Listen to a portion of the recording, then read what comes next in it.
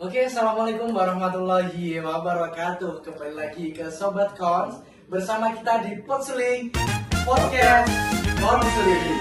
Oke teman-teman, kembali lagi di pagi yang cerah ini kita bertemu lagi bersama kita ya di Himpunan Mahasiswa Program Studi Bimbingan Konseling Islam. Oke teman-teman, kita berjumpa lagi bersama saya. Perkenalkan dulu ya, tak kenal maka tak sayang, udah kenal gak disayang-sayang gitu ya, Bung ya. Ya, benar. Nah, perkenalkan nama saya Muhammad Yakob Lakin, bisa dipanggil Bung Yakob.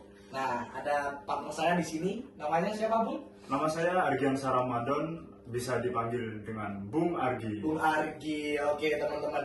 Oke, teman-teman. Jadi di sini kita ada tema nih. Kembali lagi di podcast ya yang telah berjumpa lalu telah silam. Kita kembali lagi nih, ada tema apa nih? Temanya Bung Argi? Temanya yaitu adalah tentang prospek kerja. Prospek kerja. Oke, jadi untuk gambaran kita ya, ilustrasi prospek kerja di khususnya di bimbingan konseling Islam seperti itu ya.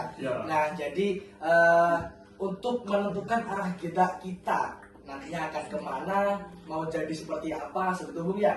Jadi untuk mungkin teman-teman di rumah ini masih terheran-heran atau masih belum paham terkait nanti bagaimana sih peluang kerja yang akan dilalui untuk dari program bimbingan studi konseling Islam ini? Oke, jadi Bung, kita nggak akan sendirian ya teman-teman nih. Kita nggak akan sendirian, kita ada dari narasumber untuk menjelaskan nih, kasih kita ilustrasi nih kita seperti apa, bimbingan konseling Islam itu nantinya mau jadi apa, bener Bung ya. Bener Nah, sekali. ini kita datang dari narasumber. Nah, sekarang profesinya menjadi guru, Bu ya? Ya, benar. Oke, sangat spektakuler nih teman-teman. Stay tune ya, jangan sampai ketinggalan nih. Sama lagi nih Bu, narasumber kita dari Mbak Aida. Oh ya, Mbak Aida ya. Oke teman-teman, oke kita panggil dari narasumber kita Mbak Aida. Oke.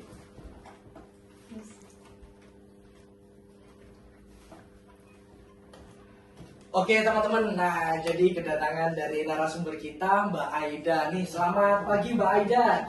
Pagi. Nah dari rumah ya? Dari yang Dari rumah. Oh ya Mbak Aida, ngomong-ngomong Mbak Aida jadi guru ya? ya sudah dari tahun 2021. Dari 21. Oke. Udah lama. Sekitar 3 tahunan. 3 tahun. Oh iya teman-teman, jadi Mbak Aida ini kebetulan lulusan dari UIN sendiri Mbak ya? Iya, lulusan UIN. Kira-kira tahun berapa Mbak? Tahun 2022. 2022. Oke, wih keren sekali. Nih teman-teman, kita kedatangan narasumber kita yaitu dari Mbak Aida. Kebetulan alumni dari Universitas Islam Negeri Kiai Haji Ahmad Siddiq Jember dan profesinya sekarang menjadi guru. Nah teman-teman, jadi kita akan mendengarkan nih seperti apa sih ilustrasi dari gambaran prospek program kerja ini, Mbak.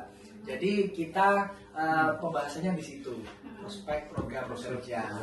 Nah, oke Bung Argi. Nah, jadi ada beberapa pertanyaan nih, Mbak. Sebenarnya ada beberapa pertanyaan nih untuk dijelaskan mungkin teman-teman ini masih rancu, apalagi masih bingung lah. Iya, bingung. Lebih tepatnya. Besok ini kan ada yang mau lulusan angkatan 20, 21. Nah, itu nanti kita bingung masih mau ke mana, lulusan BK itu seperti apa. Lebih upayanya itu seperti apa nanti ke depannya itu. Ya, mungkin dari Mbak Aida bisa diceritakan nih bagaimana pengalaman kerja Mbak Aida sendiri nih, usaha atau kesusahan apa aja yang telah dihadapi setelah lulus kuliah nih. Nah mungkin bagian teman-teman besok wisuda ini Mbak Aida. Nah jadi pekerjaan sampai akhirnya berada di detik saat ini, seperti itu Mbak Aida. Terima kasih atas waktunya sudah diundang BKI. Itu merupakan suatu kehormatan buat saya ya, bisa muncul lagi di BKI. Sini awalnya saya bekerja sebelum lulus. Dari tahun 2021, lulusnya 2022. Dimana waktu 2021 itu masih COVID. Oh, masih COVID ya, corona. Masih COVID. Karena saya ini dulu ikut organisasi Ikmapeda di DKI, di DKI sama teman-teman karena off dulu sementara karena COVID. Jadi saya nih nggak bisa diem. Jadi dia akhirnya memutuskan untuk mencari pengalaman baru, melamar sebagai guru. Oke. di salah satu sekolah swasta di Jember. Di situ saya sudah diterima di salah satu yayasan lembaga SMP swasta. Saya langsung dikasih ini tanpa mereka mempertimbangkan secara banyak hal. Saya langsung dikasih guru BK sekaligus guru beberapa mapel Oke. di luar background saya BK, seperti kayak IPS, bahasa Inggris, sama PAI. Sama PAI. Ya, dan sekaligus tugas tambahan sebagai OPS atau peralatan sekolah. Oh gitu ya. Nah, jadi itu membuat saya belajar banyak hal dari situ. Setelah selesai dari SMP swasta, kemudian karena saya sudah merasa untuk perlu ada jenjang karir, saya akhirnya mutasi di SMP negeri. SMP negeri, ya. SMP negeri sampai saat ini. Oke. Dari pengalaman saya sewaktu di SMP sebelumnya, saya sudah belajar banyak hal tentang bagaimana beradaptasi di lingkungan pendidikan, bagaimana cara mengatasi anak-anak. Terkadang kita tidak bisa belajar hanya sebatas teori, Oke. harus terjun di lapangan langsung. Terjun ya. Karena kan backgroundnya siswa ini berbeda-beda karakternya. Oke. Berbeda karakternya, jadi perlu dulu kita belajar bagaimana memahami karakter mereka.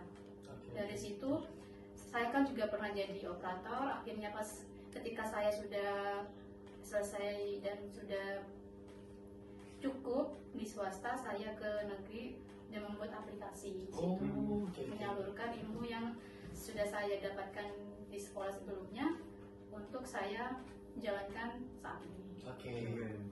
Oke, tapi terkait lulusan program studi bimbingan dan konseling Islam ini, Mbak Ida, apakah lulusan ini dapat memiliki peluang kerja yang luas? Soalnya kan teman-teman di rumah ini masih pada bingung. Soalnya kalau misalnya kita mendaftar dari kerja apapun itu pasti memiliki upaya yang lebih. Dimana dalam hal ini peluang yang luas itu seperti apa dari bimbingan dan konseling seperti itu? Menurut saya pribadi, prospek kerja ya. Iya. Prospek kerja BKI ini cukup luas karena kita kan juga di jurusan bimbingan konseling ini mempelajari tentang konseling dan pendidikan yang berhubungan dengan intelijensi, karakter dan psikologis yang diperlukan di dunia pekerjaan. Oke. Jadi sangat luas. Di kemarin pun saya mengikuti tes CPNS kemarin, itu banyak loker-loker yang membuka jurusan bimbingan konseling Islam. Jadi tidak hanya guru saja, Oh iya, di iya. luar juga bisa menjadi, misalnya seperti konselor di lembaga kesehatan, Oke. terus motivator, lalu bisa menjadi staf HRD. Oh, hari ini bisa Pak ya? Bisa. Oke. Ya, Mbak Aida, jadi apakah di lulusan bimbingan konseling Islam ini dapat menjadi konselor nih Mbak di berbagai tingkatan, misalnya nih di kalangan sekolah, di kalangan instansi, di masyarakat, ini apakah bisa Mbak? Bisa, karena kan di jurusan BK tadi seperti saya katakan tadi itu kita juga mempelajari tentang karakter, intelijensi dan psikologis. Nah, itu sangat dibutuhkan juga di dunia pendidikan, Oke. di dunia pekerjaan maksudnya. Meskipun bukan di sekolah, kita juga bisa terjun di masyarakat seperti penyuluh agama, Oke. motivator, hipnoterapis dan banyak lagi. Oke. Kalau di agama itu berarti di konseling Perkawinan, pranikah, ya, di pranikah ya, perkawinan. Oke. Oke, tapi mungkin terkait dari peluang kerja dari konselor tadi, mungkin di sini apakah ada Mbak terkait terkait bimbingan konseling Islam ini mengajarkan terkait kepribadian atau mengembangkan karakteristik dalam lingkungan siswa di sekolah, Mbak? Oke, sebagai guru BK ya, Iya, sebagai guru BK kita itu mempunyai peran dalam pembinaan terhadap karakter siswa. Setiap hari secara terus menerus kita mengamati dan melakukan pembinaan terhadap siswa, baik itu di jam pelajaran maupun di luar jam pelajaran. Oke. Berarti lebih sering interaksi pada siswa Pak ya? Karena kan di sekolah juga kan kita punya program kayak misalnya konseling klasikal, konseling individu, bimbingan kelompok seperti itu. Tapi untuk kita untuk berinteraksi dengan siswa, apakah ada syarat-syarat sehingga kita itu bisa nyaman, bisa berkomunikasi, bisa berinteraksi dengan nyaman tanpa ada siswa ini pasti merasa canggung atau gimana itu Mbak? Oh, kalau itu menurut saya pribadi itu tergantung dari kesan pertama kita terhadap siswa ya Pak. Misal kesan kita terhadap siswa itu sudah kelihatan galak misalnya, mereka tuh sudah kayak membatasi diri ke kita. Jadi kita tuh harus bisa juga ramah kepada siswa-siswa, menanyakan kabar mereka kalau sudah makan. Mereka menjadi menjadi oh ternyata ibu ini perhatian sama saya. Kan kita tidak tahu di rumahnya dia itu diperhatikan orang tuanya atau tidak. Jadi kita harus ramah kepada mereka. Mungkin di rumah mereka tidak mendapatkan kasih sayang dari orang tuanya. Kadang Bung Argi ya, tipikal anak-anak sekolah siswa sekarang kalau melihat guru BK itu seperti polisi, Mbak Aida. Polisi sekolah. Jadinya tuh kecanggung gitu. Jadi kalau saya di sekolah itu sering melakukan pembiasaan di pagi hari. Jadi mereka itu setiap datang ke sekolah bersalaman dulu, bersalaman pagi dulu, juga melakukan ngaji bareng di lapangan setiap hari dari Senin sampai Senin, Selasa, Rabu, Kamis sama Sabtu itu mengaji juz amma. Kalau yang hari Jumat itu Yasin. Jadi mereka itu sudah sudah mengerti, oh ini programnya sekolah supaya siswa itu bisa terbuka juga sama guru. Setelah pembiasaan mengaji itu mereka juga ada pembinaan khusus dari kesiswaan, dari BK dan guru-guru yang memang ingin menyampaikan sesuatu terkait siswa. Berarti itu tergantung dari cara bagaimana pendekatan kita ya Mbak ya. Contoh seperti juz amma tadi atau gimana kita mengaji. Tetapi dalam hal ini juga masih terdapat gini Mbak, masih ada siswa yang dimana dalam hal ini dia itu sangat memiliki kepribadian yang sulit ditebak, seperti dia itu penyendiri atau bagaimana. Apakah itu bisa dilakukan dari pendekatan yang Mbak Aida sebutkan tadi? Bisa, kita kan bisa melihat anak-anak waktu ngaji itu dia tuh fokus terhadap apa yang dibaca atau enggak. Kalau misalnya ada sesuatu, kan kelihatan dari ekspresi mukanya, oh anak ini ternyata mungkin ada masalah ngelamun waktu ngaji atau gimana, itu saya panggil, saya mesti keliling. Di mana siswa-siswa yang misalnya ngelamun atau jahil ke temennya waktu ngaji atau gimana, itu saya panggil satu-satu. Saya ajak omong, gimana hari ini? Kamu tadi di rumah bagaimana? Bagaimana kamu tadi malam tidurnya? Apakah kamu nyenyak di rumah tidurnya? Jadi itu ditanyakan, mereka senang. Jadinya, oh ternyata saya diperhatikan, ada yang peduli sama saya. Merasa ada teman gitu. Jadi mereka, meskipun saya sudah mungkin sibuk di pekerjaan atau ada rapat-rapat, mereka datang sendiri ke BK. Kebetulan sekolah saya ini 2 lokasi. 2 lokasi itu maksudnya misalnya di sini lokasi induk, di Mangli itu lokasi kedua. Kedua cabang itu Mbak ya. Cabangnya. Jadi satu lembaga. Mbak Aida, mungkin karena ini edukasi pada teman-teman sobat kami yang ada di sana, mungkin yang setelah ini mau wisuda ya, mau wisuda. Ini mungkin ada gambaran nih untuk adik-adik kita nih, adik-adik tingkat kita mungkin yang di angkatan 22, angkatan 21. Nah, di situ nanti mungkin adakah gambaran ini untuk Mbak Aida, wabil khusus ya, wabil Ya. khusus di mahasiswa program bimbingan konseling Islam ini, apakah ada keterampilan khusus nih Mbak, minimal sudah harus dimiliki oleh mahasiswa nih sebelum lulusan program ini? Kalau dari saya, keterampilan itu ada 4 ya. Oke. Yang pertama, problem solving, pemecahan masalah. Yang kedua, tentang bagaimana cara kita memanage diri kita supaya kita itu bisa mengatur emosi dan pikiran kita. Yang kedua, bekerja sama dengan tim. Yang keempat, kita harus beradaptasi dengan teknologi yang ada. Jadi Oke. kita memanfaatkan keilmuan kita juga bersama dengan teknologi yang ada pada zamannya. Pada zaman Zaman sekarang ya, sekarang. oke. Karena kita harus mengikuti zaman kan. Oke. Iya, Anak zaman betul. sekarang, Iya. anak zaman sekarang kalau belajar itu jarang pakai buku. Sekarang kita pakai kayak puisi, Iya, sendiri, benar. Puisi, ya. dan lain-lain itu kan. Oke, berarti terkait kita harus memahami emosi itu berarti kita harus menerima tentang diri kita sendiri seperti self acceptance kalau misalnya dari guru BK itu.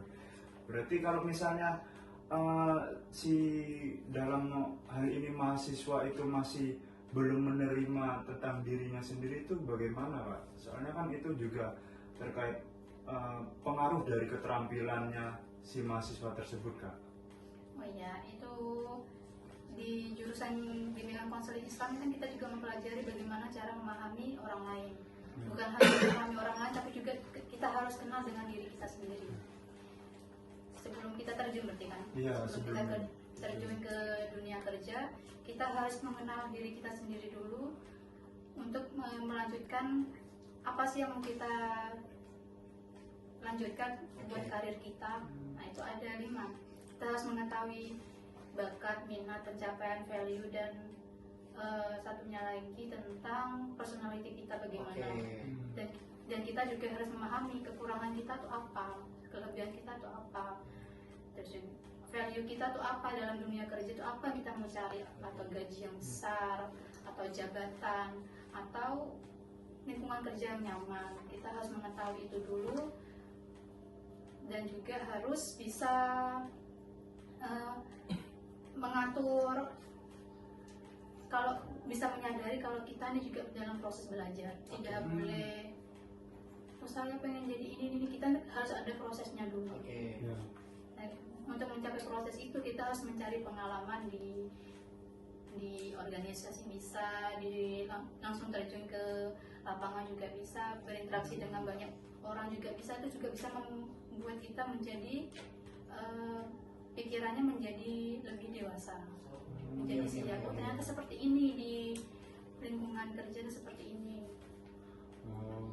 Tapi dalam hal ini kalau untuk peluang kerja sendiri, misalnya dari segi mahasiswanya sendiri, dia itu sudah mengetahui kalau peluang kerja dari bimbingan konseling ini seperti guru atau konselor, tetapi dia ini ingin mencoba hal yang terbaru seperti wirausaha atau bisnismen.